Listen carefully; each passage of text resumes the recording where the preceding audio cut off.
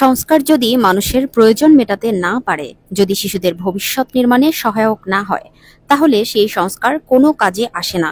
রাজধানীর বনানীতে গণতান্ত্রিক পদযাত্রায় শিশু শীর্ষক এক অনুষ্ঠানে এসব কথা বলেন বিএনপি মহাসচিব মির্জা ফখরুল ইসলাম আলমগীর। তিনি বলেন, গুমের শিকার ব্যক্তিদের সন্তানদের জন্য একটি বিশেষ সেল গঠনের প্রত্যাশা ছিল, কিন্তু দুঃখজনকভাবে তা হয়নি। অন্তর্বর্তী সরকারের গঠিত গুম কমিশনের কার্যক্রম নিয়েও প্রশ্ন তোলেন তিনি। ফখরুল বলেন, এই কমিশন একটি রিপোর্ট করেছে শুনেছি, কিন্তু তাদের কাজের মধ্যে কোনো জবাবদিহিতা বা অগ্রগতি দেখা যাচ্ছে না। তিনি আরো বলেন, যখন শিশুরা বলে বাবার হাত ধরে স্কুলে যেতে চাই, ঈদের নামাজে যেতে চাই, তখন আবেগ ধরে রাখা যায় না। আয়োজনে বক্তব্য রাখেন গুমের শিকার বিএনপি নেতা ইলিয়াস আলীর স্ত্রী তাহসিনা রুশদী।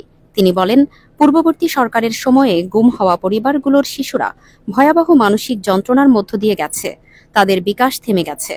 জুলাই গণ অভ্যুত্থানে নিহত শিশু জাবির ইব্রাহিমের বাবা কবির হোসেন জানান, জুলাই আগস্টে 141 শিশু মারা গেছে, অথচ অন্তর্বর্তী সরকার কিছুই করেনি। গুম হওয়া নূর হোসেনের মেয়ে নাবিলা বলেন, আমার বাবাকে শুধু বিএনপি করার কারণেই গুম করা হয়, আজও আমরা তাকে পাইনি।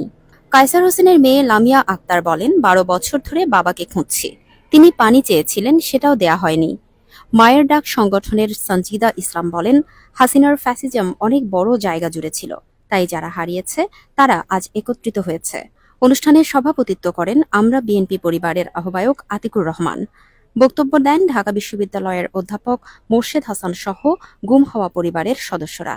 শেষে মির্জা ফখরুল প্রতিশ্রুতি দিয়ে বলেন, জনগণের ভোটে সরকারে গেলে আমাদের নেতা তারেক রহমান এই শিশুদের পুনর্বাসনের কাজ করবেন।